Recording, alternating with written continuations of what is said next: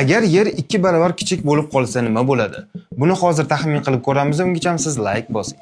Mabodo sayyoramiz 2 barobar kichik bo'lib qolsa, yer tortish kuchi hozirgidan deyarli yarmi yo'q bo'ladi. Vaznimiz yengillashib qoladi, og'ir narsalarni bemalol ko'tara oladigan bo'lamiz va balandroqqa sakra olamiz. Gravitatsiya kuchsiz bo'lgani uchun atmosfera asta-sekin kosmosga tarqaladi. Suv esa bu holida yo'qola boshlaydi. Nafas olish qiyinlashadi, okeanlar esa sayozlashadi yoki yo'q bo'ladi. Kichik yer tez aylanadi, shuning uchun kun hozirgidan qisqaroq bo'ladi. Bir kun 12 soatga teng bo'lishi mumkin. Xullas 3 soat ishlab uyga qaytaverasiz. Lekin kunduz yer qiziydi, kechasi esa sovuq bo'ladi. Ob-havo sal xatarli bo'lib qoladi.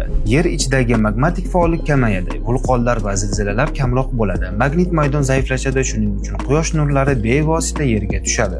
Ochiq havoda hayot deyarli mumkin emas. Faqat yer ostida yoki maxsus gumbazlarda yashash mumkin. O'simliklar va hayvonlar yashay olmaydi. Xuddi g'alati narsalar serialidagi Upside Down dunyosiga o'xshab qoladi. Lekin bularning hammasi albatta taxmin.